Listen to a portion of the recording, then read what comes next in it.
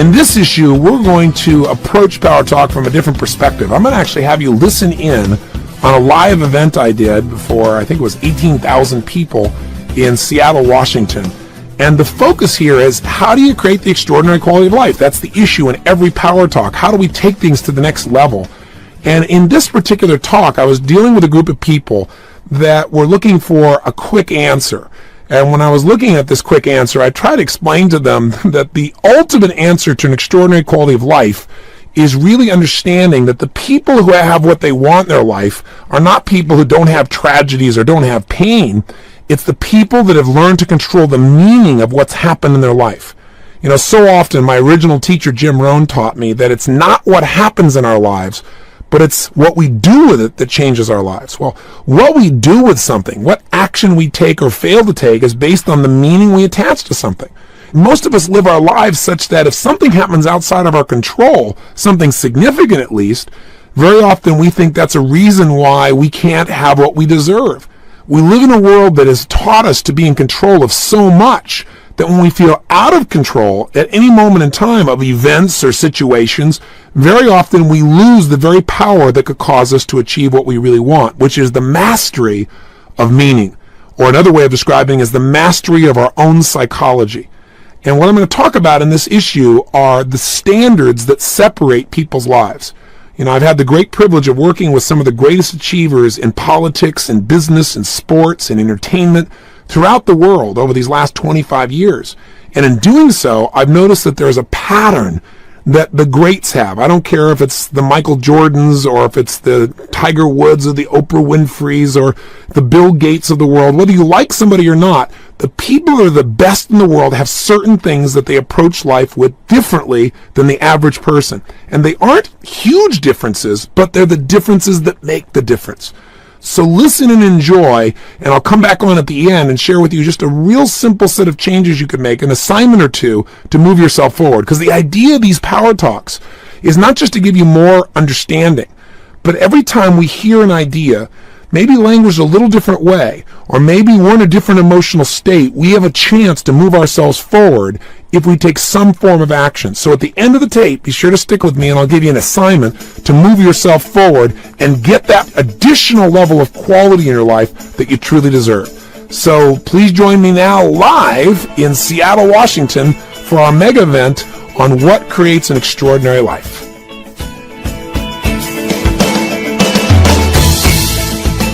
What creates an extraordinary quality of life? Does money do it?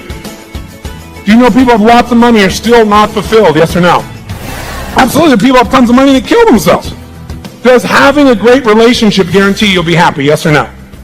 Can somebody love you and you still not feel loved because you don't love yourself? Absolutely. Does having a great job guarantee a great quality of life? No.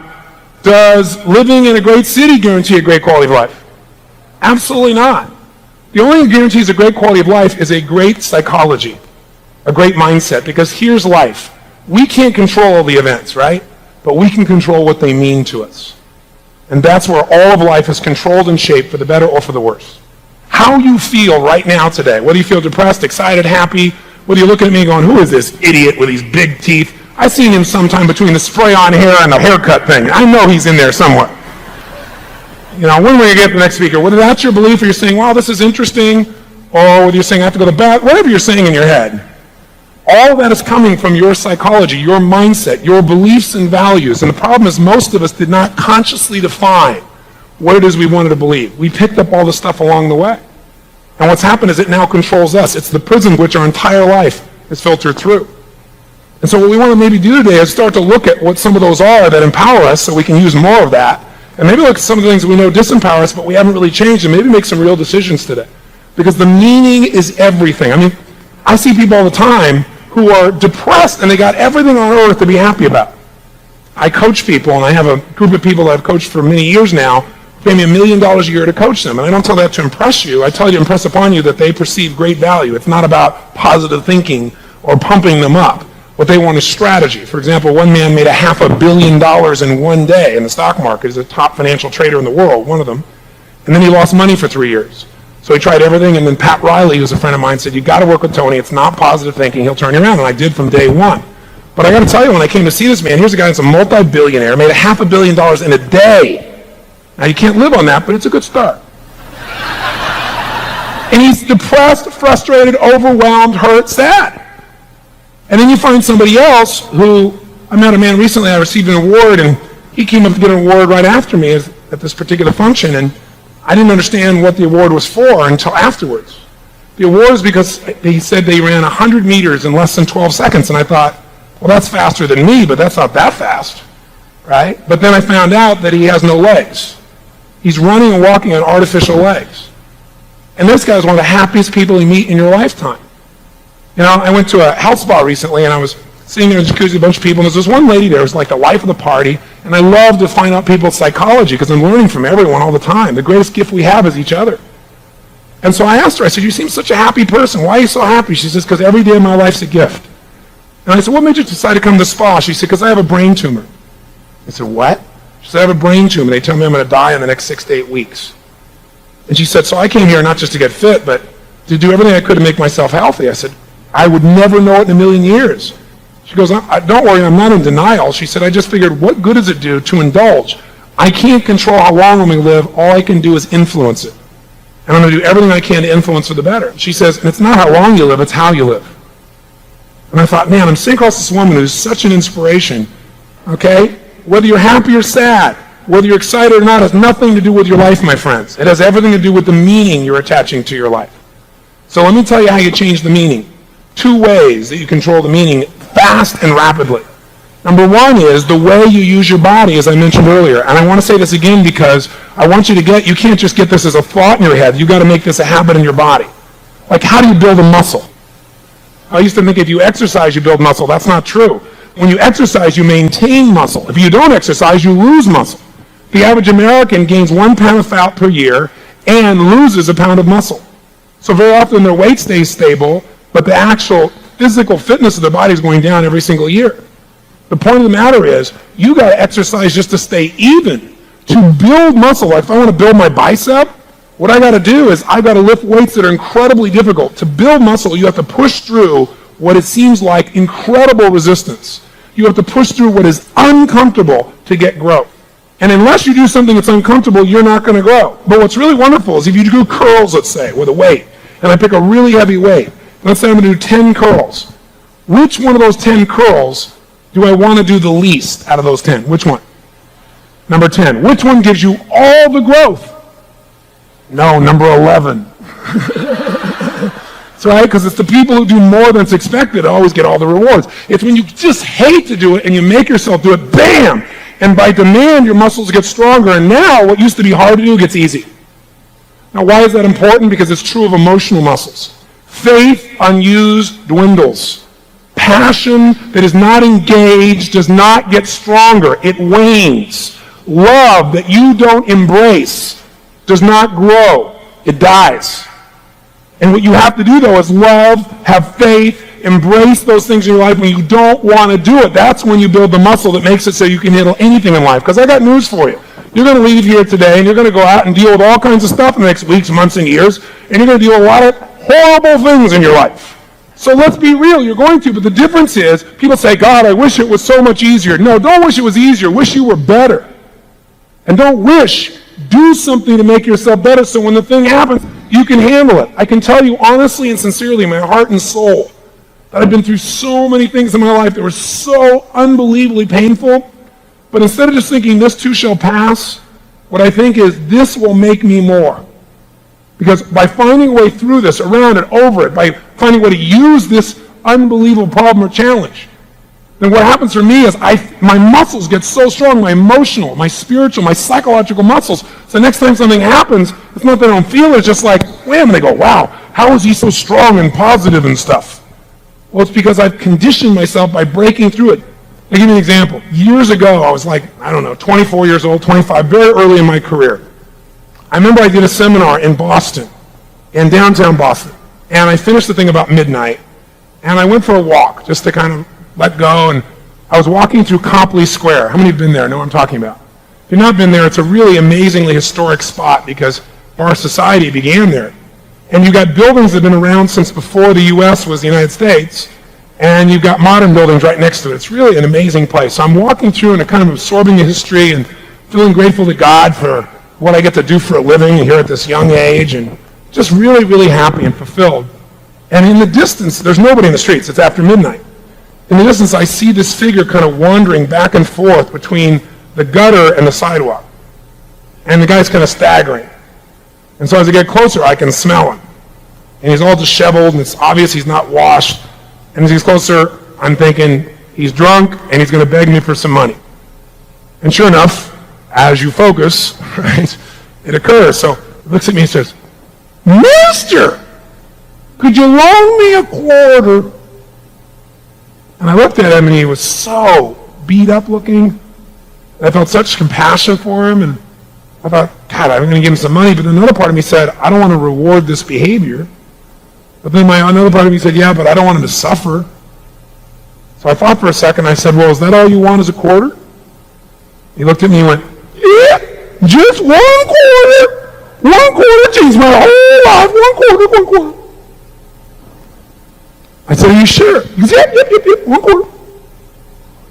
So I reached in my pocket, and I pulled out my money clip, which in those days, I had been poor before, so I always carried a big money clip, and I always had $100 bills on the outside, so I felt rich.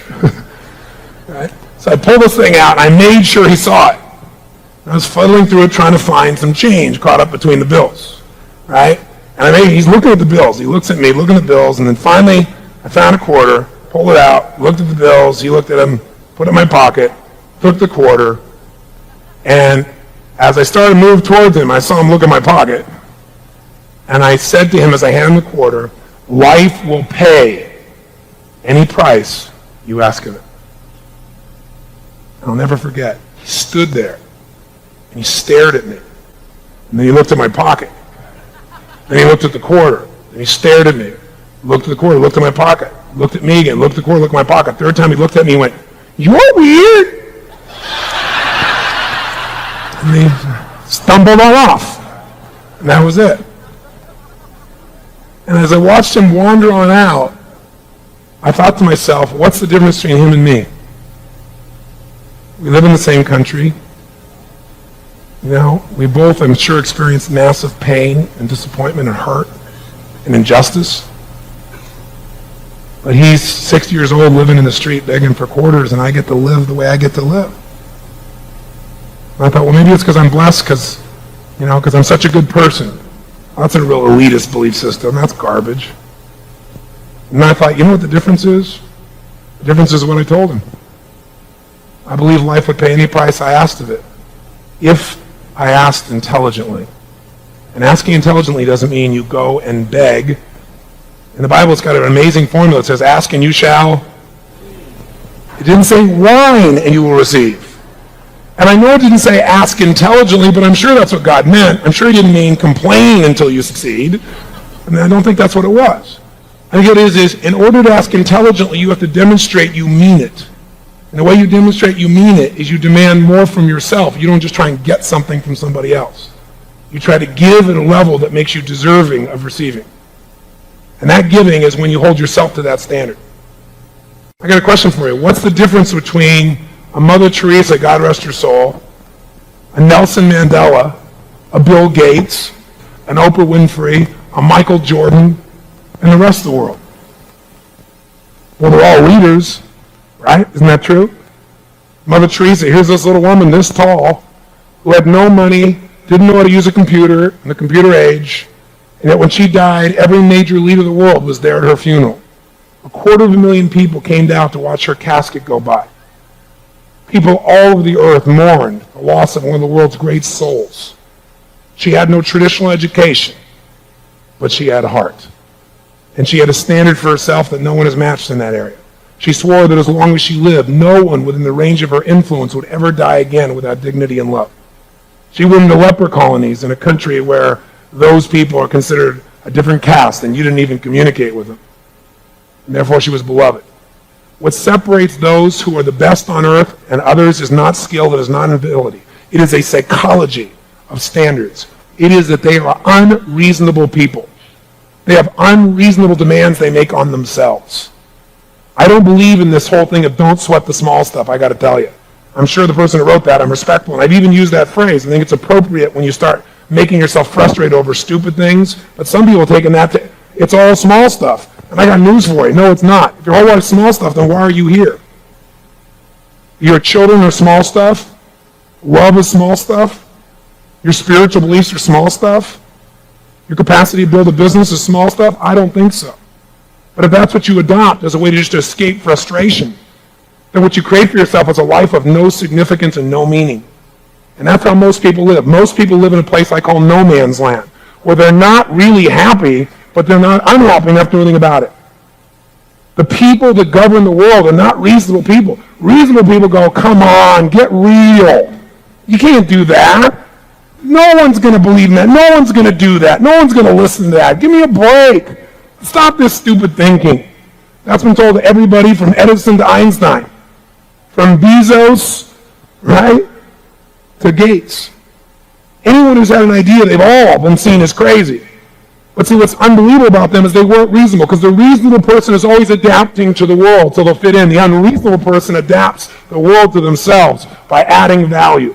And the way they do it is not by demanding from society, but by delivering and demanding of themselves.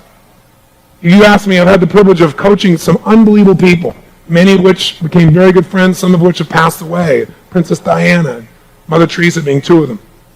But of all the people I met, it'd be hard between Mother Teresa, but all the living people I've met and had a chance to work with, Nelson Mandela is the most amazing human being I've ever met. Can you imagine someone taking 27 years of your life away from you and imprisoning you falsely, and you coming out and saying, hey, no problem.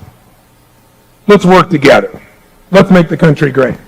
Can you imagine that? That's what human beings are capable of. But most of us never touch our capability because we're not unreasonable. It'd be very reasonable for him to come out and want to kill every white person in sight. But instead he said, let's find a way. In fact, why don't you help me govern the country, de Klerk? Let's do it together. That's what a human being is capable of when they raise their standard and when they're unreasonable. But to do that, you got to get hungry. Because as long as you're no man's land, what you're really doing is making yourself feel comfortable. You get a little stressed, smoke a cigarette. Get a little stressed, eat something. Get a little stressed, turn on CNN. Get a little stressed, go to a movie. Get a little stressed, do something. Because what that does is allow you to escape the stress. And the stress is drive when you convert it. If you have no stress, think about it. You're bored. You want to have eustress instead of distress. Eustress means there's something you want so much that you've got enough drive to make it happen. There's that place inside you, and it only shows up when you get hungry again. And I'll tell you what will get you hungry. When you get around people that are hungry, when you get around people that won't settle, it'll start to affect you. Because you'll start to look around and go, man, that's how life can be. But if you hang around with people who have low standards, you'll be there too. And maybe it's not low compared to who you hang out with. It never looks like it's low. In fact, who do people hang out with? People at their same level or below, so they feel good about themselves. How do you really get good at tennis, let's say? You play somebody better than you are. You play somebody at your skill or below, you're not going to get any better. Let me tell you this right now. If you left now and there's only one thing you remembered, I want you to remember this. Pick your friends carefully, because who you spend time with is who you become. Who you spend time with is who you become. Those boys that went blew up the school had the wrong group of friends, that's for sure. Because they reinforce each other at the worst level. And the people that succeed in my own life, I've been blessed. I've sought out people who have unbelievably high standards and put myself in an environment where I couldn't turn back. Because people all get what they must have. I would say to you, my friends, that right now you're earning exactly what you must earn. Not what you want to earn. Not what you'd like to earn. Not what your goals are. You're getting your must. You're getting your standards. Your relationship right now is as intimate as it must be, or you're leaving it. That's it. This is your only must. People always get their must. So when I say you want to change your life, I'll tell you in one sentence. Raise your standards. I know that sounds stupid and boring, but it's the truth. That's it. I asked Jordan the very first time I got to work with him, I said, tell me, Michael, what has made you better than anybody else on earth in this game? Is it skill? Is it ability? Is it God-given talent? What is it? And he looked at me and said, Tony, he said, I appreciate the compliment. He said, I think I can tell you the truth and you're not going to question it. I'm not saying I don't have a ton of skill. I do. He said, but it is all, every bit of it is standards. He said, every day I demand more from myself than anybody can expect of me. I don't compete with anyone but my ultimate ability, and I don't wait for someone else to raise my standard. When I walk on that court, my standard is I own it. And he said, I didn't have the skill in the beginning. He said, I got cut from my high school basketball team. I didn't make it my sophomore year. Coach cut me. He said, kid, you got lots of skill. You got no heart. You got no standards. You're relying on your skills, and skill is not enough. You're out of here. He begged him to be on the team. The coach said, tell you what, if you come every morning and work out with me, 6:30 a.m. before school for this year, I promise you you'll be the most skilled player, but more importantly, you're the most disciplined player, and I'll guarantee you a spot on the team, but more importantly, I guarantee you you'll be a star. Michael did that. Most people don't know. Hunger. Michael became a megastar when he lost to Detroit for the third time. And he was crying on the bus. He told me he's sitting there crying because he felt like they stole his pride, Detroit Pistons. Again, they hadn't made it. He was mad at everybody else, saying they didn't give enough heart. And he said, you know what? I will never go home like this again without the trophy. Never. That day, he said, this summer, I'm going to lift weights. I'm going to dash out with more power than I've ever had in my life. And we all know the story of that. 3 in a row, leave, 3 in a row. I mean, very few people in sports history have done that. It's standards. That's it. So here's what I mean by standards. First key to change your life, raise your standards. Here's what it means. Turn your shoulds into musts. Because everybody's got a list of shoulds, don't they? You know, I should lose weight. I should go on a diet. I should spend more time with my kids. I should be more loving. I should make more phone calls. I should. People don't actually change anything. They just what I call should all over themselves. You don't want to should all over yourself, right? You want to create results. And those results come when you raise your standard. You got to turn the shoulds into musts. So let me tell you the secret to life. I know the answer. Here it is. Are you listening? Are you listening? Are you listening up there? Are you listening over there? How about you people straight all the way in the back? Fantastic. Here's the secret to life. I told you it's standards, right? But let me tell you which standard will give you all the rewards. Think of it this way, metaphorically. When you do a poor job at something in life, what kind of rewards do you get for doing a poor job? I used to believe that if you did a poor job, you got poor rewards. That's not how it works. Today, in this society, if you do a poor job, you get pain. You get outsized, right-sized, downsized, fired, right? Unless you work for the government, you do a poor job, they usually give you a raise and move you up. But everywhere else but the government, when you do a poor job, you get pain. You do a poor job with your kids, they end up in jail. Now, you do a poor job in a relationship, you get left. That's how it works. So think of poor as a standard, if I was going to do it visually, as being way down here. Now, nobody in this room would settle for a poor in their life because you wouldn't part it with a day of your life and your time and your energy and your money and your focus if you want to settle for poor. I know that. So if this is poor, it's a huge jump to the next level of life called good. Now, when you do a good job in life, what kind of rewards do you get? Good. I used to think that too. It's not true. When you do a good job in life, you get poor rewards. In fact, this frustrates people all the time because most of us are taught growing up, be a good person and everything will turn out great. I'll give you an example. I got these silly infomercials. How many have seen these things through the years? Say aye. They're kind of hard to miss, aren't they? And people are funny because when they see you on TV, even though it's a silly infomercial, they treat you like a celebrity, like, oh my God, hey, it's Tony Robbins. Hey man, I watch your show every Thursday. They go, it's a commercial. Have you noticed the guests don't change? Some people are a little slow on that. But what happens is people either do one of two things. They either tell me an incredible story about how their life has changed through my work, which is the greatest gift of my life.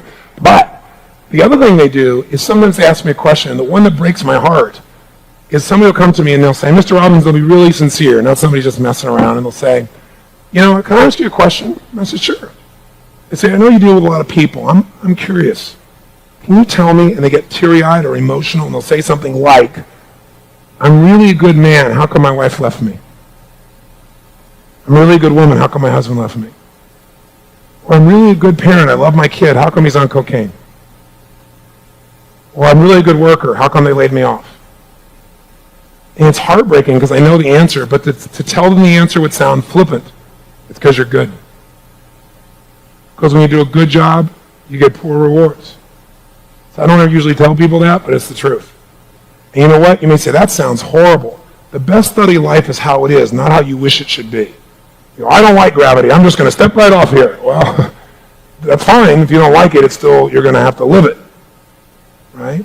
And so good is not the goal you want. So if this is poor way down here and it's a giant jump to good, then it is a huge jump to the level achievers go. For all of you in this room would never settle for good, right? All of you achievers in this room, you're out there trying to make it happen at the next level. You're all going for excellence. How many are committed to excellence? Say aye. And when you are really excellent at something, what kind of rewards do you get? Good. How many have ever done this? How many have ever really achieved a goal? I mean, you worked hard and you really, really achieved an excellent goal, and afterwards you felt like, is this all there is? How many have ever had that experience? Say aye. You know why? Because you were excellent. You know, I wasn't just good, I was excellent. I was one of the very best. I did this, I did that. You worked so hard. You're not just good, you're way up there. But you get mediocre good rewards. That's how it really is. You go, well, how many levels are there? There's only one more level. If this is poor, giant jump to good, huge jump to excellence, all the rewards are only a quarter inch above excellence. All of them. They're for the people that don't give up and don't settle for excellence. It's just a little bit higher, and it's a level called outstanding. When you are outstanding, when you stand out from all the rest, you get all the rewards, all of them. And it's totally unfair, and I love it. It's totally unfair. Let me tell you why I love it, because it's like life. Life is unfair, isn't it? Now, why would we as a culture, and it's not just us as a culture, it's around the world, why have we set up the system where we reward people who are outstanding massively disproportionately to achievers who are excellent? I mean, think about it. You know, you look at a sports star makes $100 million for a couple of years, 3, 4, 5 years, and a school teacher makes $38,000 a year. But you know what's interesting? Whether they use it properly or not doesn't matter. That person has more influence because they generate more people's jobs, opportunities, and behaviors. More people employed by Michael Jordan in Chicago than almost any single person because of what he brought to that city. So he was worth it. Fortunately, in Michael's case, he used his influence in a positive way for most of society. He really wanted to serve and work to make a difference as well, not just go off and take care of himself. So he was one of those unique heroes that really did both. But he was outstanding, and he was rewarded disproportionately to anybody else. You know what's interesting? The difference between outstanding and excellent is just a tiny thing. In a horse race, it's a millisecond. The winner of the horse race gets everything. Number 2 gets a little, number 3 gets nothing. Or better yet, the Olympics. How many of you, first of all, how do you get to the Olympics? Can you get to the Olympics by being good, yes or no? No way. Can you get to the Olympics by being excellent? You cannot get to the Olympics by being excellent. You got to be totally what? Outstanding is the only way you get there. And if you get the Olympics and you're totally outstanding, you stand out from all the rest, 6 billion people on the planet take 2 weeks to watch you and marvel. Because everyone wants that, because everybody has that somewhere, and seeing it in someone else tends to stimulate it. The reason we as a worldwide culture reward people at an outstanding level disproportionate is we want to get as many people there as we can, because when they get there, they raise the standard for the rest of us. Think about it. Edison, corny example. Why aren't we smelling smoke right now? Because we got lights. Where do those lights come from? Somebody who was so outstanding. He had to go through all the frustration, all the rejection, all the things that usually stop people. 10,000 experiments before he finally created the incandescent bulb. And now we have the benefit. Because he was outstanding, we all benefit. Every 4 years in the Olympics, every 4 years, we think human beings have run the fastest they can run, jump the highest they can jump, thrown the furthest they can throw, and every 4 years they do more. How is that humanly possible? Remember when a 4-minute mile was impossible 4,000 years? All that was changed is one man raised his what? Standard. He didn't make it a should, he made it a total what? And he changed his beliefs. And the way he did that was by rehearsing it in his head so many times till he believed it. Here's what's interesting. Within 3 years of his running that 4-minute mile, 31 other people ran a 4-minute mile. We could always do it. We just needed somebody outstanding to lead the pace and show us what's possible. And by the way, what are the rewards for those outstanding people? Think about it. Did you see the opening to the Olympics in Atlanta? How many saw it at least on television? Say aye. Did you see the guy that came out who was like 87 years old? He's the oldest living gold medalist. And what is this guy? He walks out on the field and he gets a standing ovation from 100,000 people. The president cried. Where are they applauding this man? They don't even know who he is. But they're emotional. You know why? Because they know he was outstanding 75 years ago. That's pretty amazing. Think about it. Even amongst the outstanding, some are more outstanding than others. 10 people in a race in the Olympics. One person takes first place. They stand out by a hair, by a millisecond, just by a tiniest amount. Are they rewarded equally to the other people? No way. What do we give the person who stands out in first place? What do we give him? Quick. The gold. What else do we give him? Endorsements. No. We do give endorsements. We make them a hero for life. Something you cannot buy with any amount of money. Bill Gates can't be a hero unless he earns it. Doesn't matter how much money he has. You got to be a hero. And to be a hero, you got to do something that's so unselfish and outstanding, or be so outstanding in what you give. And that's what these people get. What do we give the second person, by the way? Silver. What do we give the third person? What do we give the fourth person? Nothing. Nada. Squat. And check this out. They're the fourth fastest human on earth. And they get nothing. Except the memory they were there. That's a little scary, isn't it? Go, this society is brutal. But let me tell you the good news. Life is not the Olympics. Life is not sports. In sports, only one person can win. Can everybody here in this room win, yes or no? Can everybody here be an outstanding parent, yes or no? Can everybody here be an outstanding friend? An outstanding lover? You better believe it, baby. Okay? Can you be outstanding? Can we all in business be outstanding and do unbelievably well and push the economy to another level, yes or no? Absolutely we can. There is no limit in real life. It's not a sport. Now let me tell you, you say, but I don't know if I have the skill to be outstanding. Outstanding is almost never skill.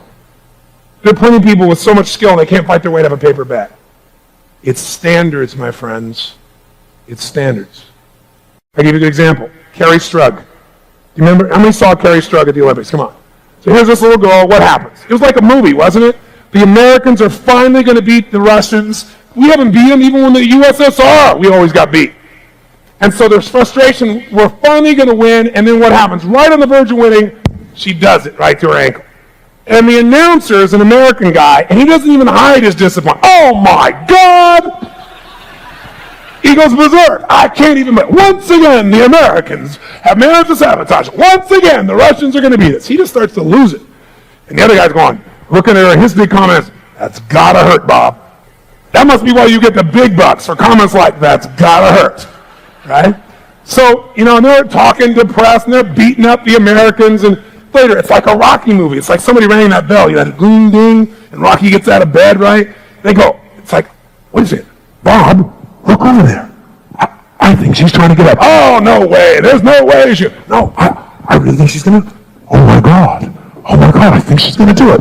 And she gets up there, right? And you could just feel it, couldn't you? Tingles in the back of your neck. You watch this little girl grimace and get up there and with total heart and soul somehow get herself up there. You go, she's walking like this. She can't run and vault, right? And she gets in there, and all of a sudden you watch her go into state. Didn't you? Boom. And she somehow went bam, bam, bam, boom, came down, wham, like this, and then went, and pulled her leg up, right? Remember that? And in that second, everybody watching knew she'd won. And you felt chills. How many of you were moved? How many of you cried? Come on, raise your hand. I know. Come on, some of you guys cried. Come on, raise your hand. I know you did. How many of you were moved emotionally? Honestly, say I. Why were you moved? Why did you cry? Why did you get those tingles? I'll tell you what. Because you recognized the part of yourself in that moment. You recognized it wasn't skill, it was heart. It was somebody who held himself to a higher standard than anybody else would ever expect of her. You saw a person become a hero in a moment, a defining moment of that young girl's life. She'll be a hero for the rest of her life. Because she stepped up. She didn't sit down. She stepped up to the challenge. She didn't pull back because of her pain or because of her fear. She gave her all, knowing she could easily fail. But the real failure would be not to try. And you know that. And if you cried or if you had that emotion inside of you, it's because a part of you knows you were not stepping up completely. There's a part of you that's outstanding that is not being fully embodied. You say, oh yeah, but I'm nothing special. That's a slap in the face of your Creator.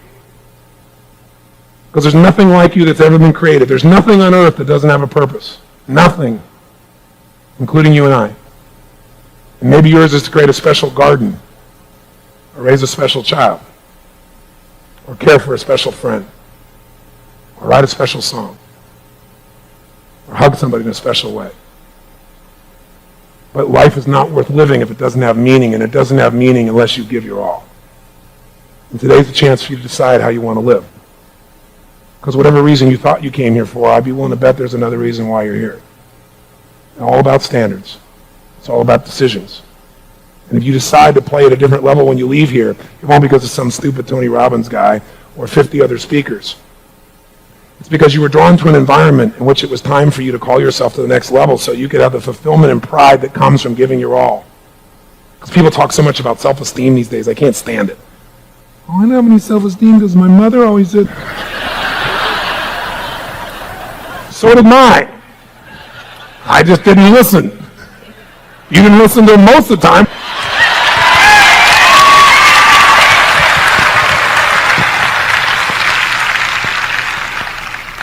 I mean, think about it. I'll tell you where self-esteem comes from. Having esteem for yourself only occurs when you put yourself on the line and you do something that's incredibly difficult on a regular basis. That's where pride comes from. Not ego, pride, something that's earned. And I have so many people who say they have no self-esteem because they never make themselves do anything. Because we lie to ourselves. You know how you kill your hunger? Lie to yourself. Say, well, I'm a little bit robust. No, you're fat. I used to say that. I used to go, I'm big boned. Big boned? My butt was bigger than Chicago. That's what I was. But when you lie to yourself, when you don't tell yourself the truth, you have no hunger to change it. And I got to tell you something. Discomfort is your friend. Because discomfort may move you to actually go for the life you deserve. And a life that is successful but is not fulfilled is not a life you want. So if you came here and you're already inspired, then I'm just here to remind you that there is another level for you. If you came here uninspired, then I'm here to remind you there's another level for you. Because you deserve better. I'm not one of those people that says, I wish I could heal your inner child. Like that Eagle song. Have you heard that Eagle song? Great song, right? Stop your whining and step up. Because you know why I say that? Not out of disrespect. Because I'm only saying this because I've had to do it to myself so many times. I'm not doing it like I'm better than you. I'm just some guy, but I care. And I know you do too, or you wouldn't be here. So now it's your time to have a defining moment or not. The truth is, even if you don't have a defining moment, that's one too. Because when will somebody have another conversation like this with you? How often will someone be totally sincere and not be doing it to try to get you to do something for them, but to get you to do it for you? How often will you have that kind of conversation in your life?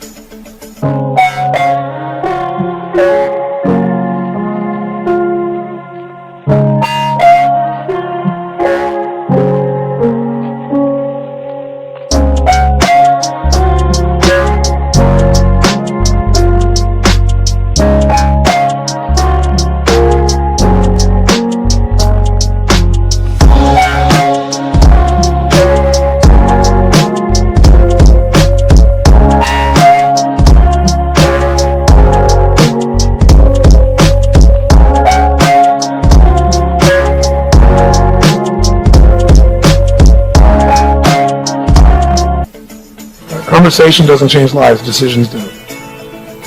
If you decide, you can have what you want.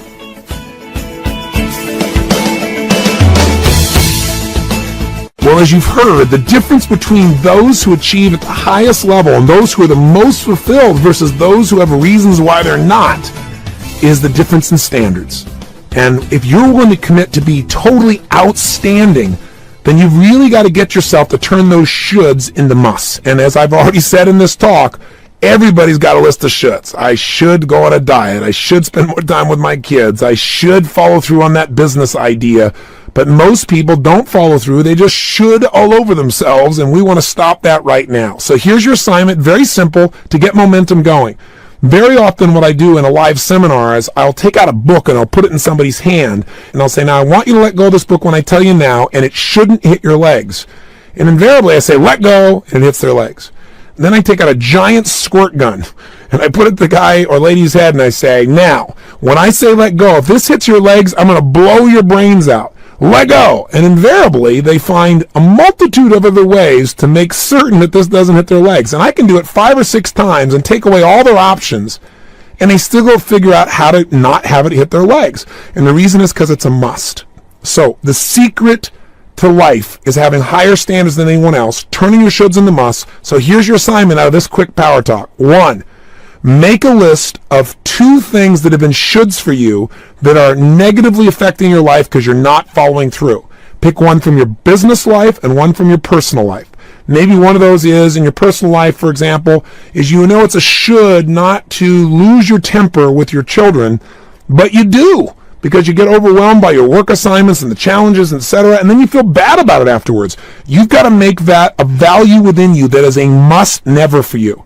So what you got to write down is, what is this thing you're going to change from a should to a must? That's number 1. And number 2, why must you change this now? Why will you never go there again? What kind of person would continually do that with their own children? And write it in a way that is so powerful and potent that if you were to read it, you would never allow yourself to go there. Then the 3rd step is, once you've figured out what it is you're going to turn from a should to a must in your personal life and in your professional life, 1 for each. Secondly, once you describe why this must and will change now, the 3rd step is, what 2 actions are you going to take immediately that will commit you to following through on this commitment, that'll make it a must? So for example, maybe one is a small action, an action like you're now going to publish this commitment of yours in the house, framed for all your kids to read and for your wife or husband, everyone else to see that this is how you're going to live. And to violate this means you would be this kind of person. This is known as leverage. Some people can walk by and say, what's this mean? Is this who you really are? If you put that kind of leverage in, you're going to follow through, and it's not going to be a should anymore. It's going to be a must for you, because you know this is your standard and you've committed to everyone. If there was an action like you wanted to stop overeating, maybe one of those action steps is you're going to write down that tonight when you go home, you're not going to talk about going on a diet. You're going to go through the entire house and you're going to rip out everything out of your refrigerators, your freezers, out of your cupboards that you know cannot be a part of your diet, that it's just crazy and insane, and having it there is just tempting you. You're going to take all this food and flush it down the toilet while you stand above the commode in a peak state playing the music of We Are the Champions of the World. I don't know, whatever it takes to commit an act that gets you to follow through and turns the should into a must by changing the environment in which you're living, or the commitment you're making, not just to yourself, but to others, so that you follow through. So I did this really fast. Here are the 3 steps. What have been shoulds in your personal life? What's a should in your professional life that must change now? And by doing it, it'll change your life for the better.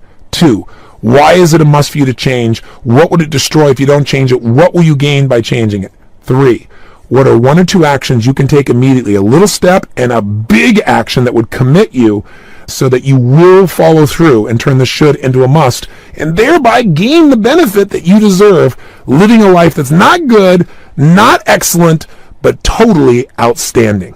That's your assignment for this Power Talk. Congratulations on adding another set of distinctions to your life and taking some more action to hold yourself to a higher standard and get the rewards that life offers those people that live at that level. Oh, by the way, before I go, I want to mention one other thing, and that is this month's Power Talk interview is with Jay Abraham. Now, if you own a business, I don't care if you're a little entrepreneur, you own a business, or you work for someone else, and you want to say what can give you certainty you will do well long-term financially, you want to learn one skill, it's marketing. Because in business, the area that you can put the least amount of money in and get the greatest return of any area of your business is marketing. With the right change in marketing, you can make your economic return be 10,000%. 10,000% greater with not $1 being spent more, just by using the right changes and what you use to hook people and show them that your product is unique and different. The best marketing man I know in this country who makes it simple, usable, applicable is Jay Abraham. And so I did an interview with him that lasted 3.5 hours. We had to condense it down to 2 hours for you. So this is a jam-packed Power Talk. This should be the equivalent of 3 or 4 of them, so you better feel the added value from the truth of the matter. Because I worked hard at this, and if you don't appreciate it, I'm going to come find you. Seriously, take the time to listen to this, because you may not have heard of Jay before, but when you're done listening, you'll understand this man's brilliance. He is a genius in this area. And our book summary this month, by the way, is a phenomenal book called Jack Straight from the Gut. It's by Jack Welch, who of course is the CEO, or I should say the past CEO of GE for 20 years. It's interesting. He started as an engineer earning only $10,500 a year, and he built this company into a market capitalization of more than $450 billion. In one of the most admired businesses in the world. He's certainly one of the most respected leaders in the business world. So this is his biography, and it really gives you a background on what has shaped his business career. So again, we've got a great book summary for you to take the very best out of this book. But as always, this is a book you want to take the time to probably come back and digest and take in. It's a book you can read many times and make distinctions for your own business as well. So enjoy. I'll look forward to talking to you again next month. Till then, keep living with passion. God bless, and I'll talk to you then.